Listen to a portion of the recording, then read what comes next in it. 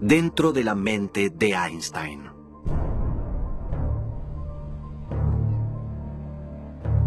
La gravedad. La gravedad es la fuerza más familiar y la más misteriosa de todas las fuerzas que hay en la naturaleza. 100 años atrás, Albert Einstein hizo un descubrimiento increíble. Lo que sentimos como gravedad es, de hecho, la fuerza de atracción del espacio y el tiempo. Decidió bautizar a su idea como la relatividad general. Tal vez es el logro más asombroso que haya podido salir de la mente de una persona. La teoría general de la relatividad es de las teorías más importantes que existen. Es una teoría del espacio, del tiempo y la gravedad. La teoría de la relatividad es una fórmula matemática de la que se deriva la comprensión del universo entero a gran escala, y eso es hermoso. Es ahora, después de un siglo, que disponemos de la tecnología necesaria para explorar todos los rincones de la gran teoría de Einstein. Agujeros negros supermasivos en el centro de las galaxias. Ondas de gravedad que distorsionan el espacio y el tiempo. La evolución de todo nuestro universo. ¿Cómo una idea que explica tanto pudo salir de la mente de un solo hombre? Einstein tenía un talento mágico. Podía enfrentar problemas complicados de la física y reducirlos a una poderosa imagen visual, un experimento mental.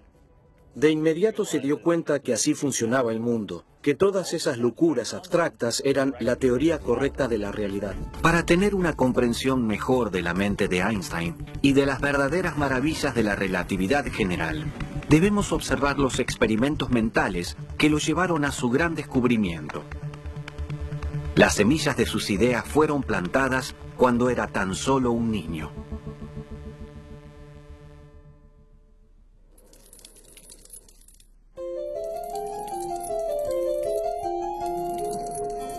Einstein creció en una pequeña casa en Múnich, al sur de Alemania. Su personalidad única fue evidente desde muy temprano. Como muchos innovadores, Einstein era rebelde, solitario, pero muy curioso. Tardó mucho en aprender a hablar de niño, tanto así que sus padres hablaron con un doctor. Pero luego él mismo dijo que quizás era por eso que hacía experimentos mentales visuales. Su hermana recuerda que construía torres con muchas cartas. Era todo un soñador, pero también era muy persistente. Hermann, el padre de Einstein, fabricaba equipos eléctricos. Él despertó el interés de su hijo por la ciencia. En una ocasión le compró una brújula. Quizás recuerden, cuando eran niños, que les regalaban una brújula y decían, «Oh, mirá, la aguja se mueve y señala al norte», y luego perdíamos el interés en ello. Luego de que Einstein recibió esa brújula, desarrolló una devoción por entender cómo se pueden mover las cosas sin que nada las toque.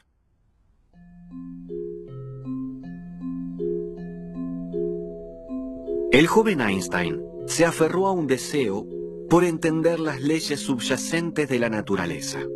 Desarrolló una forma única de pensar sobre el mundo físico, inspirado por su libro favorito. El libro que adoraba Einstein contaba historias del espacio o moverse a través de un cable eléctrico. Eso hizo que aprendiera a pensar visualmente. Esas situaciones imaginarias, que ahora llamamos experimentos mentales, fueron un rasgo distintivo en el pensamiento de Einstein. Uno de los experimentos mentales de Einstein, con el que empezó cuando tenía 16 años, era imaginar qué ocurriría si se pudiera viajar a la velocidad de la luz. Imaginaba un rayo de luz que pasaba a su lado a una velocidad imposible. Pero ¿qué pasaría si pudiera propulsarse realmente rápido y viajar a la velocidad de la luz? ¿Qué es lo que vería?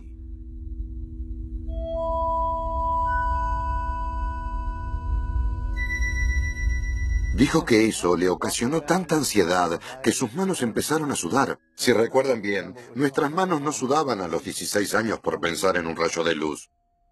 Es por eso que él era Einstein.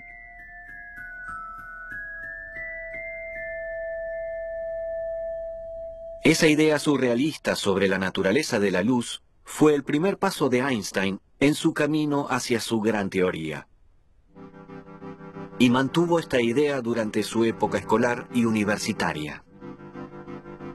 De joven era talentoso para las ciencias y las matemáticas y deficiente en otras asignaturas. Esto pasaba porque faltaba clases y era muy irrespetuoso. Muchos profesores en su instituto estaban convencidos de que nunca lograría nada. Era poco disciplinado y muy problemático.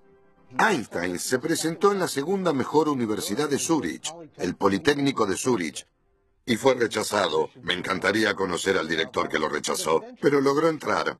Lo hizo bien, pero no lo suficiente como para lograr ser ayudante de cátedra. Y es por esto que termina trabajando en la oficina de patente suiza como corrector de tercer grado. Sin dejarse intimidar por los resultados de la universidad, Einstein empezó a trabajar en la oficina de patentes en 1902 a los 23 años. Su trabajo se trataba de examinar la originalidad de nuevos dispositivos.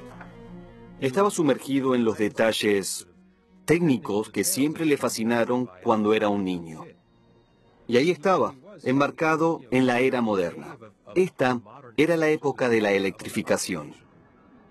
Así que todas las ideas tecnológicas innovadoras y todo lo relacionado con la sincronización de relojes pasaban por la oficina de Einstein.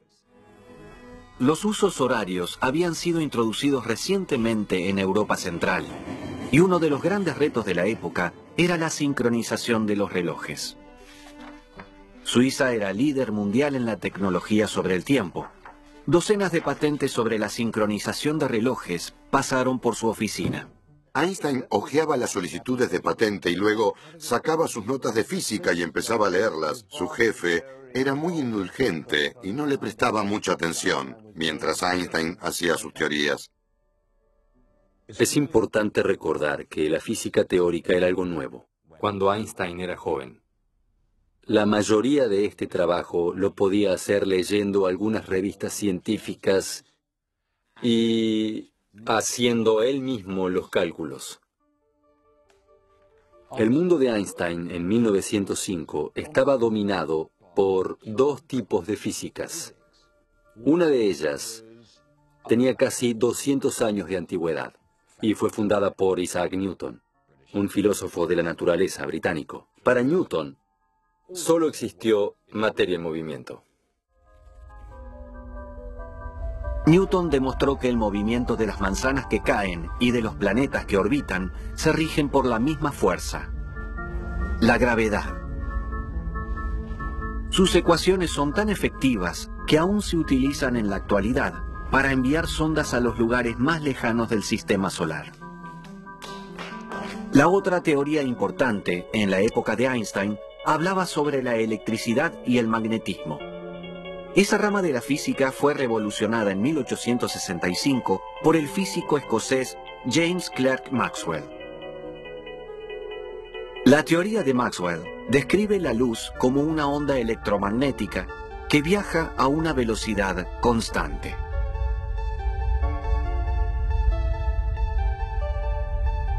En el mundo de Newton, la velocidad de la luz no es constante. Einstein veía que existía una contradicción entre Newton y Maxwell. Ellos no concordaban. Y una de las cosas que Einstein odiaba, eran las contradicciones. Si existe un tipo de física que afirma esto y otra afirma esto otro, eso es diferente. Y es una señal de que algo está mal y debe arreglarse.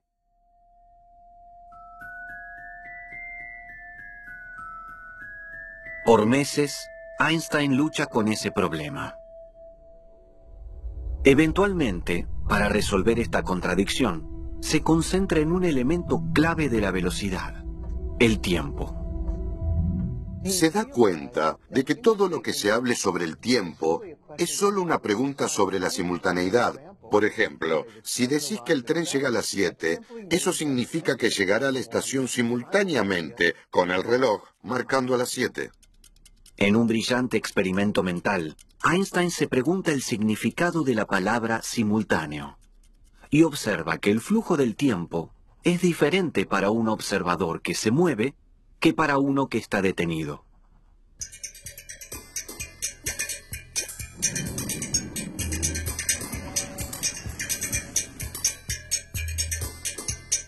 Einstein imagina a un hombre parado en una estación de tren. Dos relámpagos caen a ambos lados de él. El hombre que está parado se encuentra exactamente a la misma distancia de cada rayo y la luz de cada uno llega a sus ojos exactamente en el mismo momento. Para él, estos dos rayos son simultáneos.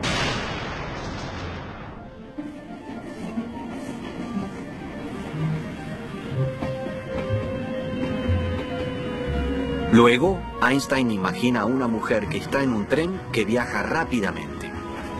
Si viajara a una velocidad similar a la de la luz, ¿qué vería?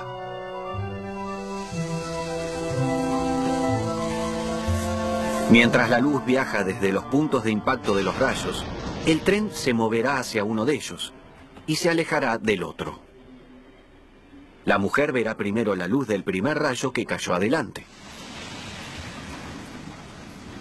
Para ella existe una diferencia de tiempo entre estos dos rayos. Para el hombre en la estación, no hay diferencia de tiempo.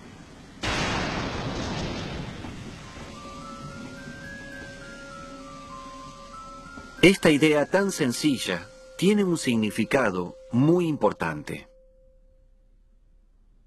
La simultaneidad y el flujo del tiempo dependen de cómo te moves. Si no existiera la simultaneidad, no existiría el tiempo absoluto en el universo, así que Isaac Newton estaba equivocado. El concepto de que el tiempo y el espacio también son relativos pasa a conocerse como teoría de la relatividad especial. Esta teoría llevó a resultados muy importantes, como la famosa ecuación que relaciona la energía con la masa. Einstein publicó su artículo en 1905 y no hubo buena respuesta. Mucha gente lo ignoró. Era algo muy controversial. 2 años después, un físico eminente, Johannes Stark, invitó a Einstein a que escribiera un artículo sobre su propio trabajo porque no le habían prestado atención. Así que Einstein empezó a pensar en formas de mejorar sus resultados en 1905. ¿Qué tal si el tren no se movía a una velocidad fija al pasar por la estación? ¿Qué tal si el tren cambiaba su velocidad o si había aceleración? Lo primero que hizo fue agregarle aceleración a la ecuación.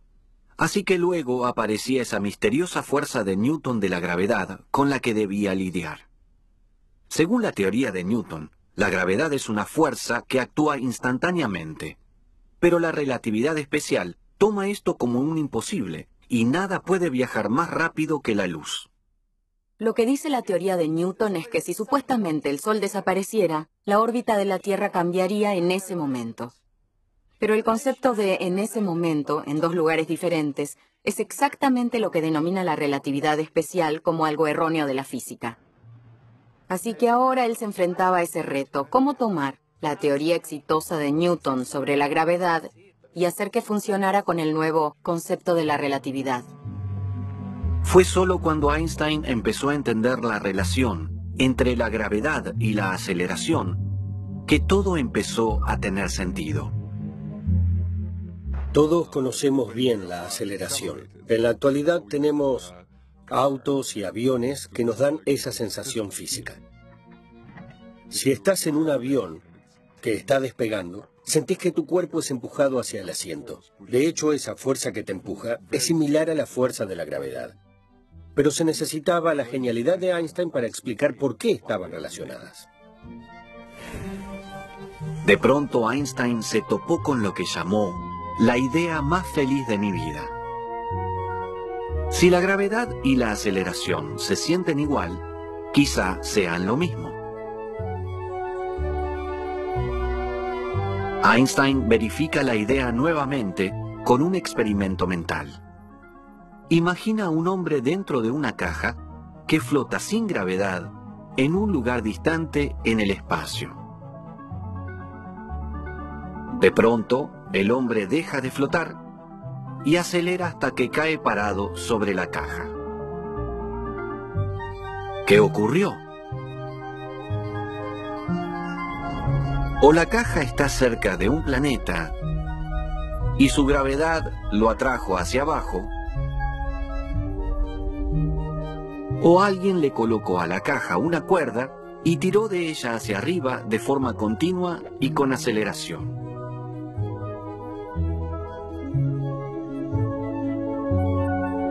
Entonces, ¿cuál es? ¿Gravedad o aceleración? Sin poder ver hacia afuera, el hombre no puede distinguir qué causa su caída al suelo. Einstein se dio cuenta de que no hay forma de notar la diferencia entre estar en un campo gravitacional y la aceleración. Son situaciones equivalentes. El hecho de que estos dos efectos sean lo mismo y den el mismo resultado, quiere decir que la gravedad es aceleración, no que es igual. Es el mismo evento. Es un gran descubrimiento. La teoría de la relatividad especial de Einstein funcionaba para el movimiento a una velocidad constante. Al extender sus ideas a la aceleración, pudo empezar a formular una nueva teoría sobre la gravedad.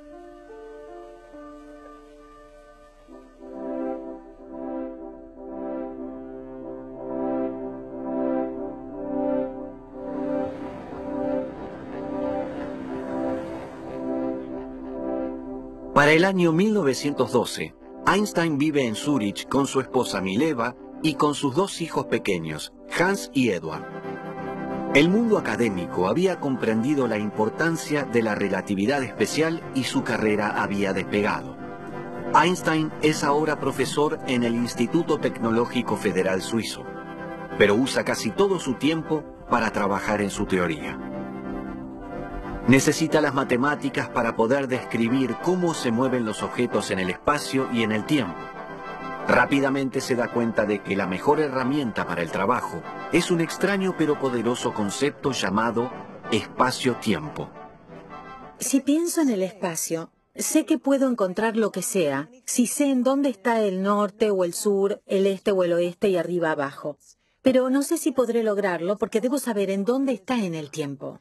Si quisiéramos saber todo sobre un evento en el universo, debemos saber tanto las coordenadas espaciales como las temporales. De esa forma podría saber en qué lugar está del espacio-tiempo.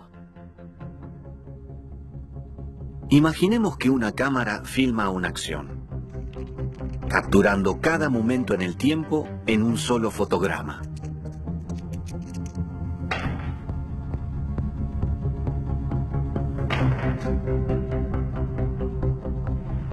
Einstein dice que pensemos en un rollo de película en donde tenemos pequeñas fotos. Luego las cortamos una por una y las colocamos una sobre la otra para crear una pila. Y cuando esta pila sube, también subís en el tiempo. Si las pegamos en un solo bloque, ese bloque tendría el espacio y el tiempo. Eso sería el continuo espacio temporal.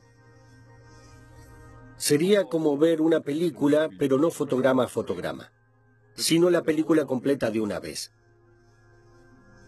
Entonces habría dos tipos de hilos que suben en el espacio y en el tiempo. Esto sería algo similar a los espaguetis. De hecho, todos somos como espaguetis que nos movemos en el espacio y en el tiempo.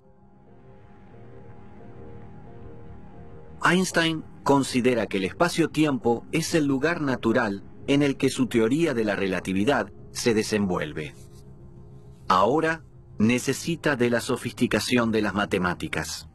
Comparado con nosotros, Einstein era bueno en matemáticos, era Einstein, pero no era solo un matemático per se. No demostraba teoremas, tampoco leía libros. Él era un físico, imaginaba experimentos, situaciones tangibles y concretas que ocurrían en la vida diaria. Así que cuando llegó el momento de relacionarlo con la matemática que se utilizaba en su época, él necesitaba ayuda. En la universidad, Einstein se saltaba las clases de geometría y dejaba que su amigo, Marcel Grossmann, tomara sus apuntes. Grossman sobresalía en geometría y era director del departamento de matemáticas. Él le sugirió a Einstein usar las matemáticas avanzadas en las que las formas del espacio y el tiempo podían ser curvas. Como el espacio-tiempo tenía su geometría, él pensó, tal vez sea la forma real del espacio-tiempo la que causa la gravedad. Después de meses de trabajo, Einstein tuvo una extraordinaria idea. ¿Y si el espacio-tiempo está moldeado por la materia? ¿Y es justo lo que sentimos nosotros como gravedad? En su esfuerzo por saber qué era lo que causaba la gravedad, Einstein tuvo una gran idea. Es simplemente la masa la que distorsiona la forma del espacio-tiempo que la rodea. Así que si te deshaces de esta fuerza de gravedad, en su lugar obtenés la curvatura del espacio-tiempo. En el universo de Einstein, si el espacio estuviera vacío, sería plano, no pasaría nada ahí. Pero tan pronto colocas algún objeto, estos alterarían el espacio-tiempo que los rodea. Eso causa una desviación de la geometría y las cosas comenzarían a moverse.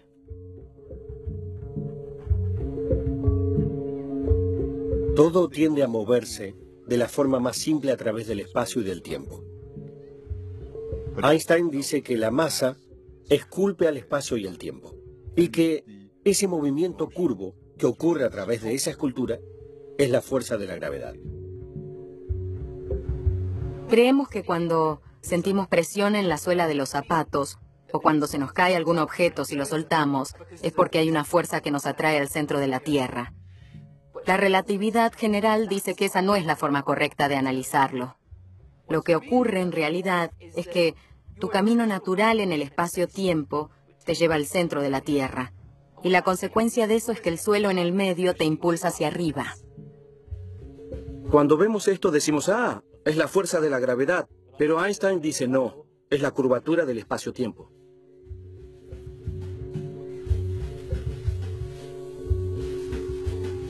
Es una perspectiva increíble.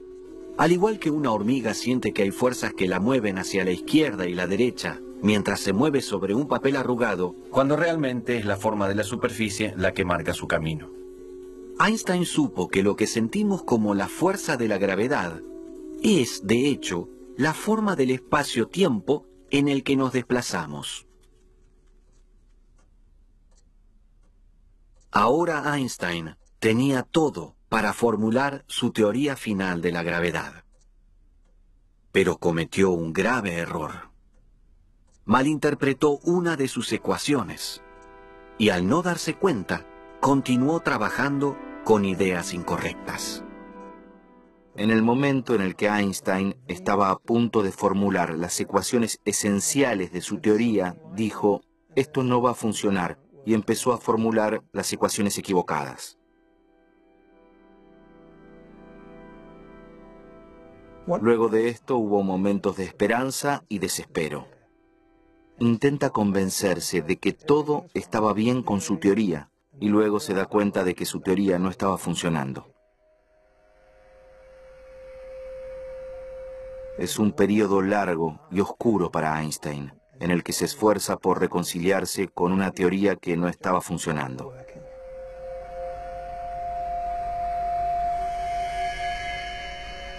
Dos años después, Einstein está en Berlín. A sus 36 años de edad, tiene una de las posiciones más prestigiosas en el mundo de la física, pero aún lucha con su teoría.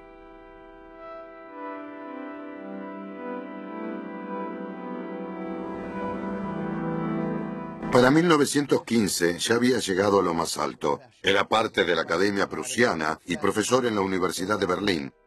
Pero su matrimonio se desmoronaba y su familia se muda de vuelta a Suiza.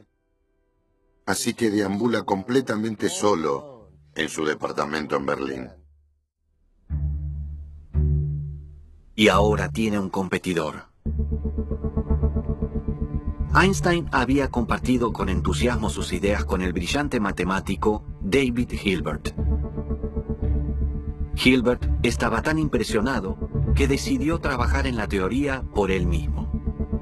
Así que ahora Einstein está en una carrera contra uno de los mejores matemáticos del mundo. Esto estaba ocurriendo en un punto crítico en la historia.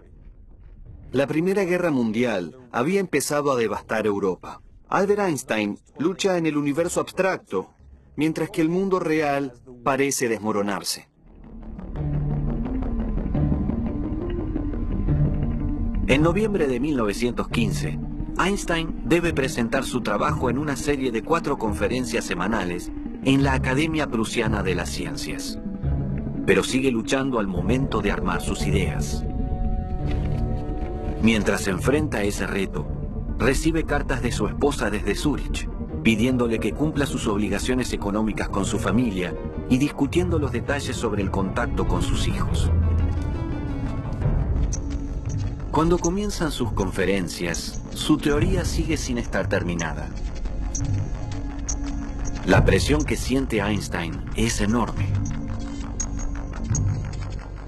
Einstein daba una conferencia, la revisaba y volvía a darla. Descubría errores, los corregía, se subía al estrado, explicaba sus errores de la conferencia pasada, los corregía y continuaba. Hizo lo mismo repetidas veces durante 4 semanas. Su trabajo para convencer a todos de la veracidad de su teoría absolutamente radical y original sobre la relatividad es uno de los periodos más intensos en la historia de la ciencia.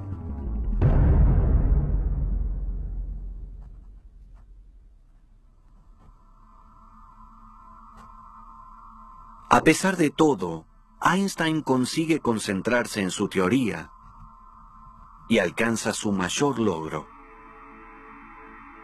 Pone a prueba sus ecuaciones con un problema que la teoría gravitatoria de Newton no podía resolver: la órbita de Mercurio. La órbita de Mercurio alrededor del Sol tiene una anomalía que la teoría de Newton no podía explicar. Se desvía ligeramente cada vez que completa su órbita. Einstein calcula la órbita con sus nuevas ecuaciones. Y la respuesta es correcta.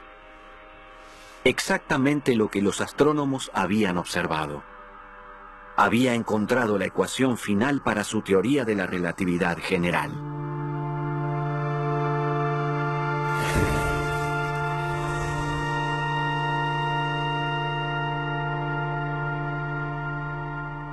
Pongámonos en los zapatos de Albert Einstein. Ya refutó la mecánica newtoniana con la relatividad especial y trataba de integrar la gravedad. Finalmente, lo redujo a una cifra que ya había sido observada anteriormente: el recorrido de la órbita de Mercurio. Y milagrosamente, si el álgebra hace su trabajo, obtenés la respuesta correcta. Y de repente deja de ser un juego de ecuaciones. Einstein se da cuenta de que así funciona el mundo. Todas las locuras abstractas eran la teoría de la realidad. Einstein finalmente puede presentar una teoría exitosa. Es un momento triunfal, uno de los momentos más grandes de la historia de la física, y para Einstein fue una victoria contra todo pronóstico. Había ganado.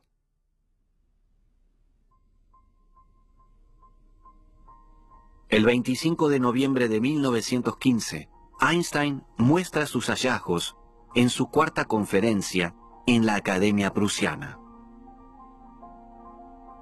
Allí presenta la teoría general de la relatividad. La teoría puede escribirse como una sencilla ecuación que condensa un complejo conjunto de símbolos y los compacta. La fórmula es realmente sencilla. G para la forma del espacio-tiempo y T para la distribución de masa y energía. Bueno, esta fórmula tan sencilla contiene toda la relatividad general de Einstein. Es simple y maravilloso, pero es un trabajo enorme vaciar los símbolos matemáticos, y ver en esta fórmula tan sencilla cómo se oculta la geometría del universo. Se necesita tiempo para apreciar su belleza. También es la fórmula característica de Einstein.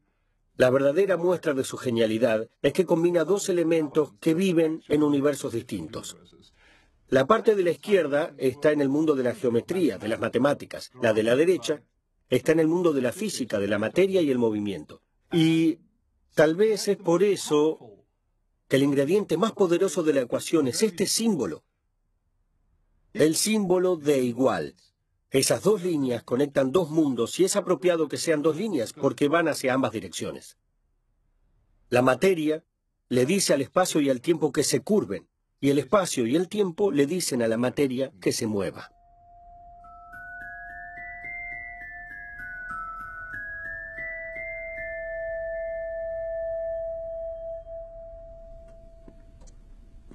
Cuando Einstein presentó su gran teoría, no muchos la entendieron. Necesitaba una forma de demostrarle al mundo que los elementos de su teoría, opuestos a la intuición, eran verídicos. La teoría general de la relatividad podía predecir cosas que parecían muy extrañas. Por ejemplo, la idea de que la luz se curva cuando pasa cerca de un cuerpo muy pesado. Nadie había investigado eso, ni se había observado antes. Einstein estaba totalmente desesperado por lograr que los astrónomos hicieran esa prueba. La teoría de Einstein predice que cuando la luz de una estrella distante viaja cerca del Sol, el espacio curvo que rodea al Sol curva la trayectoria de la luz. Durante mayo del año 1919, el astrónomo inglés Arthur Eddington viajó a la isla africana de Príncipe para registrar imágenes que demostraran el fenómeno.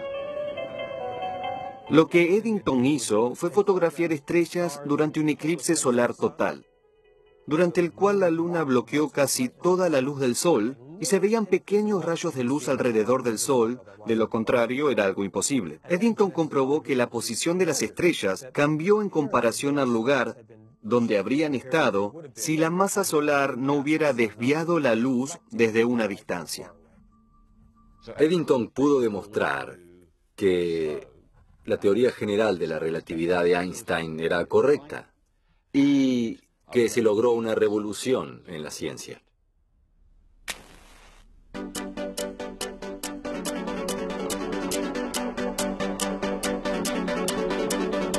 Cuando estos experimentos demostraron que la teoría era correcta, Einstein saltó a la fama. No solo explicó una nueva forma de ver el universo, sino que también, al término de la Primera Guerra Mundial, un grupo de astrónomos ingleses demostró que las predicciones de un científico alemán eran correctas, y fue una gran noticia mundial. El New York Times publicó: "La luz se curva en el universo. Los científicos están impresionados". Era la época en que la prensa sabía escribir titulares, pero a Einstein le encantaba la idea de convertirse en un ícono de la ciencia. Einstein se convirtió en una celebridad internacional, tal y como seguimos reconociéndolo hoy. La única persona más famosa en el mundo que él era Charlie Chaplin, y se hicieron muy amigos. Chaplin le dijo: "La razón por la que me quieren es porque entienden lo que hago, pero a vos te quieren porque nadie entiende lo que haces. ¿Me lo explicás?" Y Einstein dijo: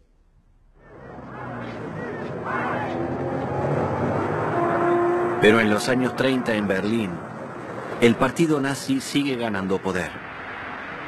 Como científico judío, Einstein está cada vez más expuesto a los problemas políticos. Las teorías de Einstein se convirtieron en algo repugnante para la sensibilidad aria.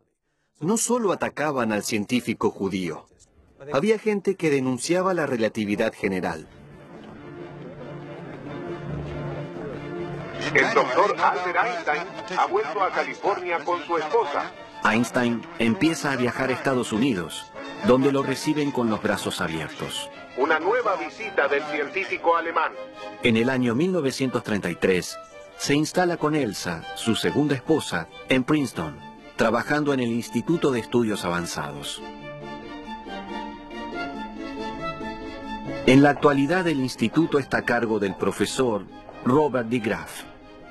Básicamente, él trabajaba solo, igual que solía hacer en la ciudad de Berlín, siempre concentrado en sus ideas profundas y luchando por entender el universo. Claro, acá estaba su despacho.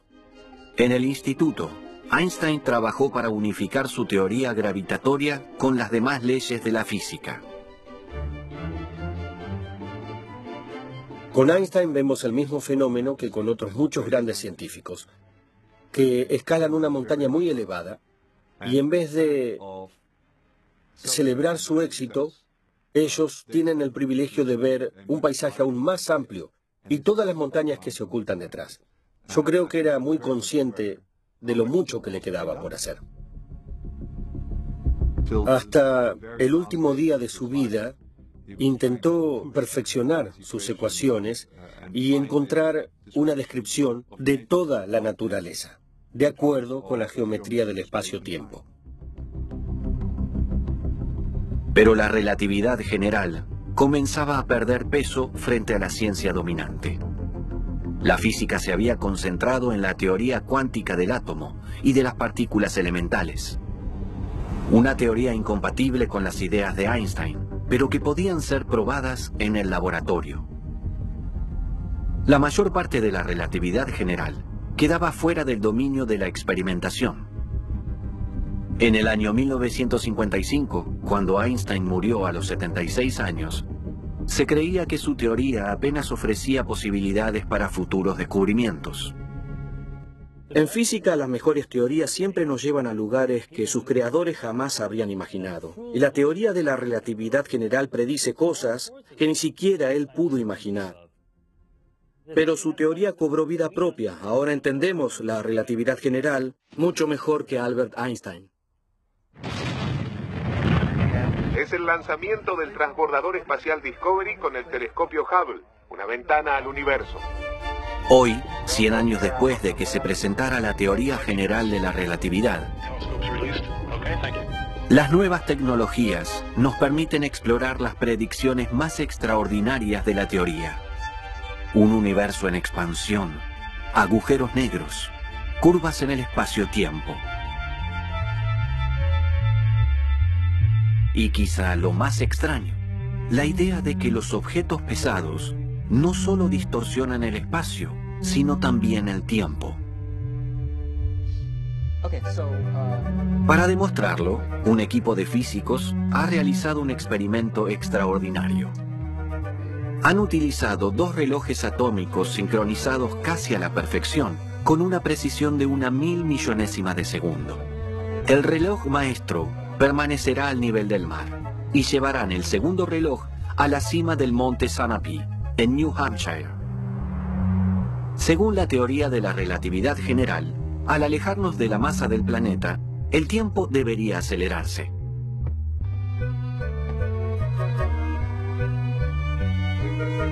Después de 4 días sobre la montaña, los científicos llevan de vuelta el segundo reloj al laboratorio. Allí lo comparan con el reloj maestro situado al nivel del mar. Lo pongo en el canal A. Hace 4 días funcionaban al unísono. El reloj maestro en el canal B. ¿Pero qué pasará ahora? ¿Están listos? El contador nos mostrará la diferencia entre la hora que marcan los dos relojes. 20 nanosegundos. En este gráfico vemos la diferencia entre los dos. Y en el osciloscopio es de 20 nanosegundos. La gravedad, la distorsión del espacio y del tiempo, se hace más débil a medida que nos alejamos de la superficie del planeta. Mientras el reloj estuvo en la cima de la montaña, el tiempo se aceleró. Ahora va 20 nanosegundos, 20.000 millonésimas de un segundo adelantado respecto al otro reloj. Es increíble.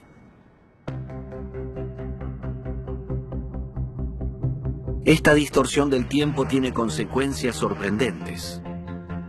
El sistema de posicionamiento global, algo que todos utilizamos, no funcionaría si no lo tuviera en cuenta.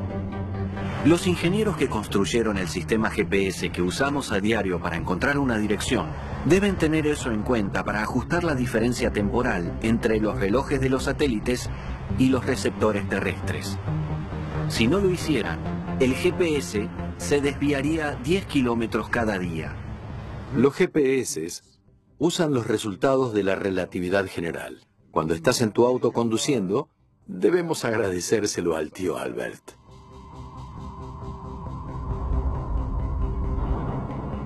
De todas las predicciones de la relatividad general que las nuevas tecnologías nos han permitido explorar, hay una que parece sacada de ciencia ficción.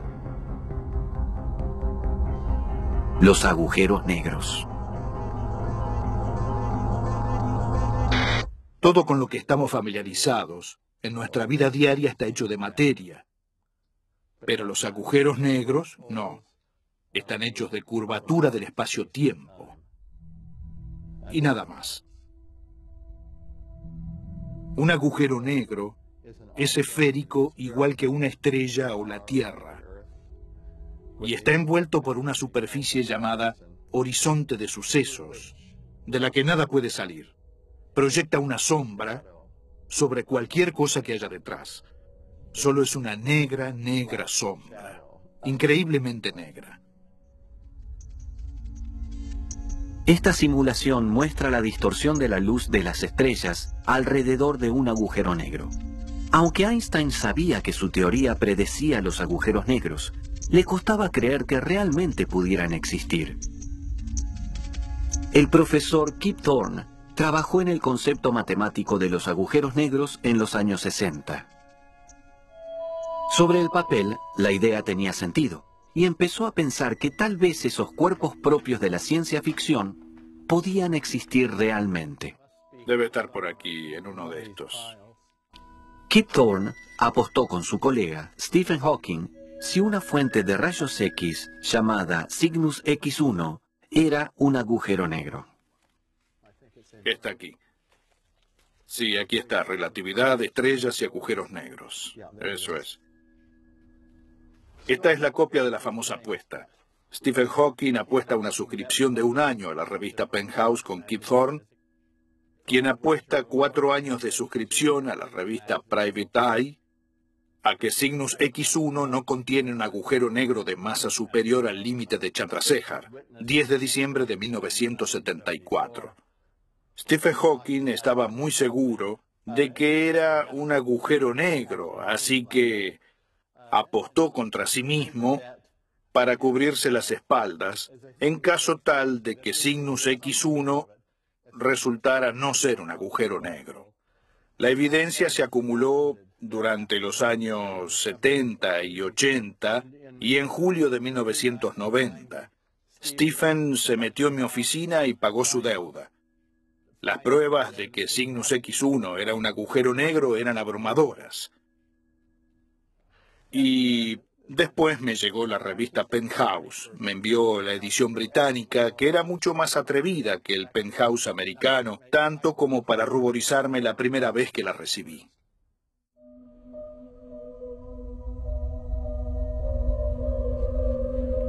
Hoy, hay indicios que sugieren que solo en nuestra galaxia hay millones de agujeros negros. La predicción más profunda de la relatividad general tal vez sea que nuestro universo tuvo un comienzo denso y caliente que llamamos el Big Bang.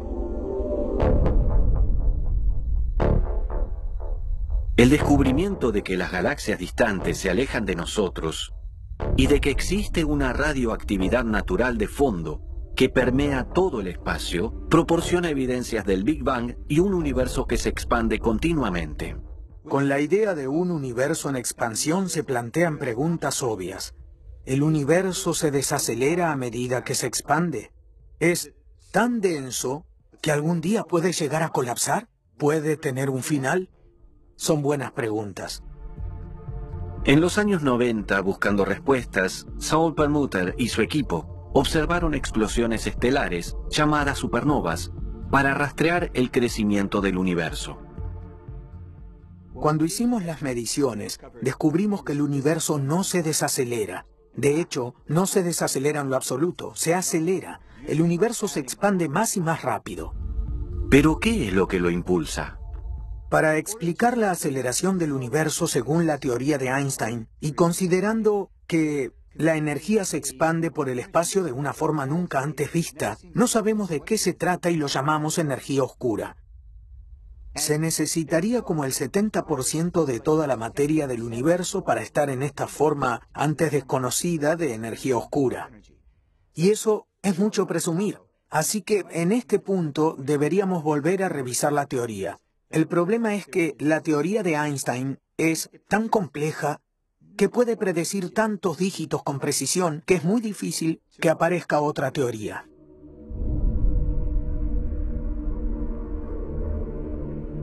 Existe una última predicción de la relatividad general que aún no ha sido demostrada. Las ondas gravitacionales. Pasan cosas increíbles en el universo, como agujeros negros que chocan, estrellas que explotan y crean ondas gravitacionales, ondas con la forma del espacio-tiempo que viajan por el universo a la velocidad de la luz. Así que ahora, el espacio que me rodea se expande y se contrae debido a las ondas gravitacionales que llegan desde dos agujeros negros que chocaron a una distancia de 1.000 millones de años luz. Pero esa contracción y expansión, yo personalmente no podría detectarlas. Por eso intentamos construir un instrumento que lo haga. En Luisiana y en el estado de Washington, un ambicioso experimento llamado LIGO está en las últimas fases de calibración. Se espera que los rayos láser, que viajan 4 kilómetros entre dos espejos perfectamente alineados, midan la contracción del espacio causada por las ondas gravitacionales. Eso podría abrir una nueva ventana al universo.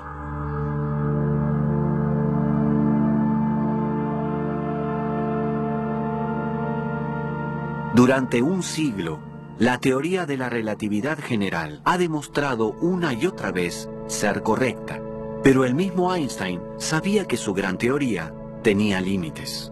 Sigue siendo incompatible con el mundo cuántico de diminutas partículas atómicas. Aquí, en el Instituto de Estudios Avanzados en el que Einstein trabajó, los físicos teóricos más importantes del mundo intentan resolver un problema que Einstein nunca logró resolver. Encontrar un conjunto de reglas que pueda aplicarse tanto a la escala cósmica como a la atómica. Una teoría unificada. El santo grial de la física. Bueno, ahora nos encontramos en la Facultad de Física. Acá los científicos siguen enfrentándose a muchos problemas a los que ya se enfrentó Einstein. Ellos intentan comprender las leyes del universo desde lo más pequeño a lo más grande en una sola ecuación. Y el pizarrón aún sigue siendo el instrumento preferido. Las mentes más brillantes del mundo vienen acá a trabajar 24 horas, 7 días a la semana, para intentar comprender los grandes misterios del universo. Creo que a todos nos motiva el mismo sueño, que en algún momento podamos englobar todo en una fórmula matemática. Un siglo después de que Einstein transformara nuestra comprensión de la naturaleza, todo está preparado para la siguiente revolución. Cuando por fin superemos a Einstein, podría ser porque aparece otro genio único. Alguien de quien aún no sabemos nada, que estudia en una escuela de Kenia. O tal vez sean 20 personas distintas, con puntos de vista diferentes, que aportan una visión mucho más amplia, que pueda incluir la relatividad general.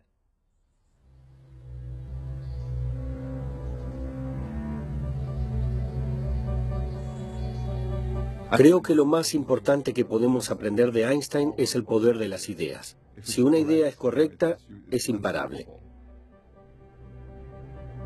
Es alentador que fuera capaz, solo con el pensamiento puro, de resolver el enigma del universo. Cuando apareció la relatividad general, el mundo cambió. Nuestro punto de vista sobre el mundo cambió. El origen del universo es una idea que nace de la relatividad general y antes no teníamos eso. A menudo me pregunto, ¿qué haría Einstein con la física teórica actual? Creo que él nos diría que siguiéramos adelante, que encontráramos los detalles correctos. El universo es enorme y obedece a leyes naturales. Pero ¿en qué lugar del universo se descubren esas leyes? ¿Dónde se estudian? Y así llegamos a este diminuto planeta y a un hombre, Einstein, que descubrió todo eso. Y ahora hay un grupo de personas que sigue sus pasos e intenta avanzar más. A veces siento que esta es una pequeña parte del universo que reflexiona e intenta comprenderse a sí misma.